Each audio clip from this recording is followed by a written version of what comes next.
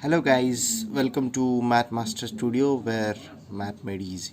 Okay, so it's good that I was able to make a video on 2 days straight. Let's see for how much days this continues. Okay, so let's move on to our topic today. Yesterday, as we have revised uh, introduction to the derivatives. Okay, so now in today's lecture we are going to learn the concept of the derivatives of a composite function, which is our first topic. Okay, if you want to revise the yesterday's revise the what is a derivative or introduction, the link I have mentioned in the comments, so please go back and have a look at that and then comment. So now let's start with the today's topic, derivatives of a composite function. Okay, so it's a simple thing, you just need to concentrate on this. First of all, let's look at what is a composite function. We know the derivative, but you also need to know what is a composite function, right? Otherwise we cannot learn this topic. Okay, now as in a simple terms, as I have mentioned, it is a function of another function. What does it mean, function of another function? Let's see. Suppose y equal to sine of x is a normal function. Okay, now the example of a composite function is this: y equal to sine of x square plus 1. Okay, so how this can be interpreted is, there are two functions in a one function. Okay, function of another function is nothing but a composite function. We can break it like this: there is a function y equal to sine of g of x, and there is another function g of x is equal to x square plus 1. Okay, so y is a function of a function, so it is a composite function. Okay, so now let's look at, now in this topic, the derivatives of a composite function, we are going to learn a theorem. Okay, basically it's a very simple theorem. If you concentrate for 2 minutes, you for 5 minutes you will be able to do it. Okay, so now let's go into the topic. What the statement there, this is the statement, but I have broken down into the parts, okay, to have a clear cut understanding. Okay, so we have got a y, if y equal to f of u, if y is a function of u which is a differentiable, it says, and if u is a function of x, again a differentiable function, such that y equal to f of g of x is also a differentiable function, then we can write dy by dx, derivative of y with respect to x, can be written as derivative of y with respect to u, which is a function of x. Okay, so dy by du into du by dx, derivative of y which is a function of u, and into derivative of u which is a function of x.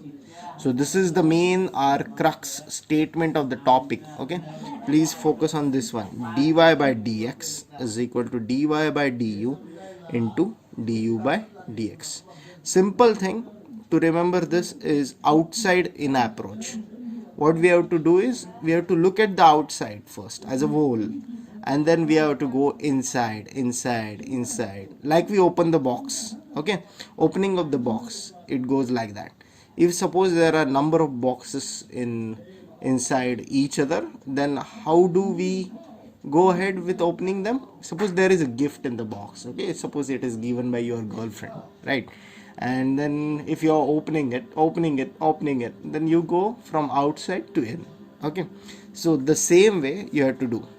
The gift here is x. Okay, and you the person who wants gift is y. Okay, so we have to differentiate the y with respect to x. That is nothing but we have to give the gift to yourself. We have to take the gift given by our girlfriend, right? So this is how to calculate the this is a composite theorem, as simple as that.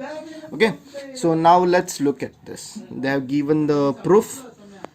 Okay, what it says is a simple thing. Just need to concentrate on some important things, like suppose they have taken a function y which is a function of u again, and it has to be a differentiable function, necessity condition, and u is a function of x, again a differentiable function. Okay, now let's take delta x and delta y and delta u be the small increments in x, y and u respectively, such that all of them are not equal to 0. Okay, then we can easily, by simple mathematics, we can write that delta y divided by delta x, delta y divided by delta x is equal to delta y by delta u into delta u by delta x. Delta u gets cancelled, so we have the same term. It is written in the splitted form. Okay, we have splitted the delta y by delta x as delta y by delta u into delta u by delta x. Now what we have to do is, since we want to prove the theorem of the derivative, what we have to do is we have to apply the limit, because we have to, again, as I have explained in the previous video, derivative is nothing but an instantaneous change. We have to calculate the instantaneous change, so we have to make these denominators as 0, because these are the independent parameters, okay, for the respective derivatives. So delta x tends to 0, we have to apply the limit as delta x tends to 0. Okay, so now what we get is, as we apply the limit, because which is an independent function here, independent parameter variable is nothing but a x, because we are differentiating with respect to x. So we are applying the limit as delta x tends to 0. Okay, so as the as we take the limit delta x tends to 0, we get this statement: limit delta y by delta x tends to 0.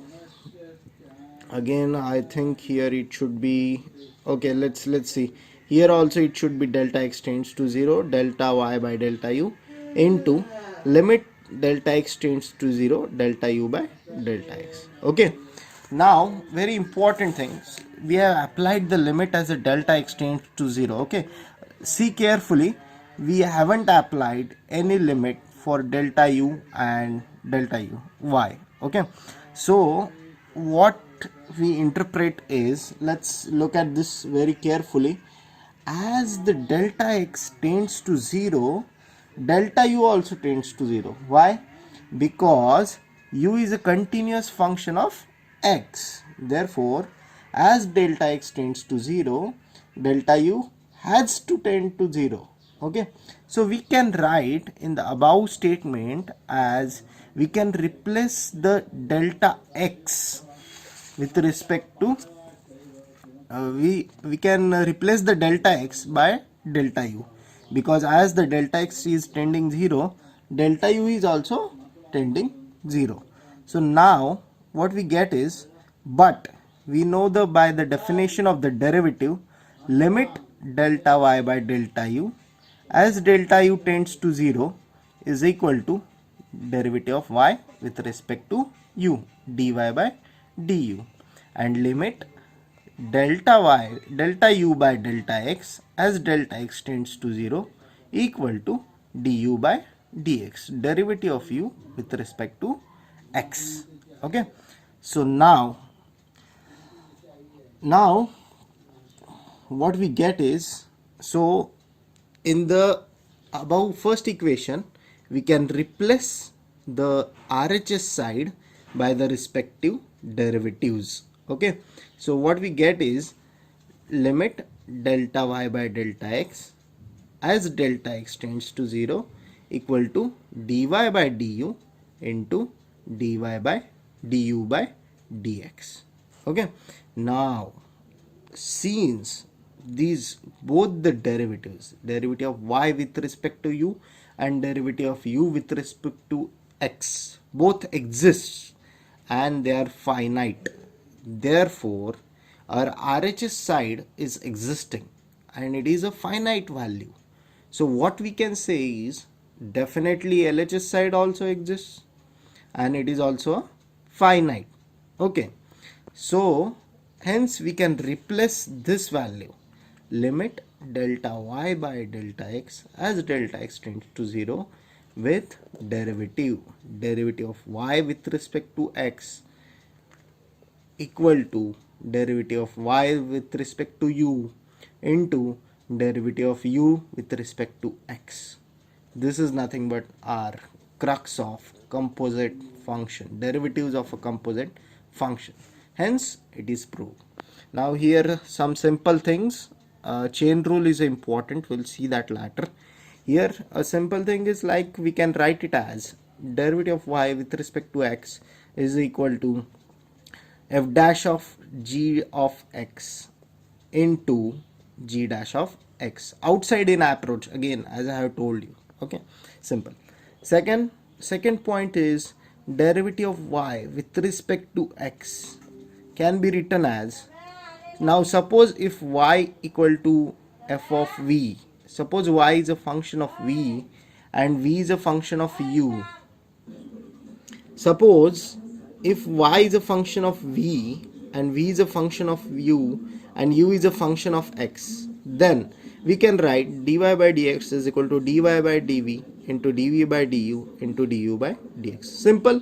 You can multiply it into n number of things, like the opening of the boxes. If one box is into another and another box is into that one, again inside the same way. If the one function is of other function is of other variable, like that. Okay, so this is the only chain rule is the main crux of all those 2 points which I have told you right now. Only what it says is simple thing, if y is a function of u1 suppose and u1 is a function of u2, like that ui is a function of ui plus 1, then what we can write is dy by dx is equal to dy by dy du1 into du1 by du2 into du3 2 by du3 and like that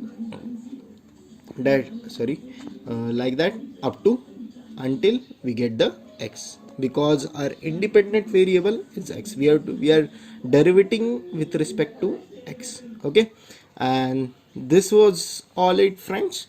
Just if you want to practice the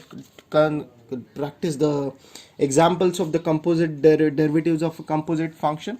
And now if you have got any doubts, please let me know. If you have got any doubts in the examples, please let me know in the comment, and any suggestions are always welcome, as I have told you. Thank you, friends. See you in the next part. Thank you. Thanks a lot. Goodbye.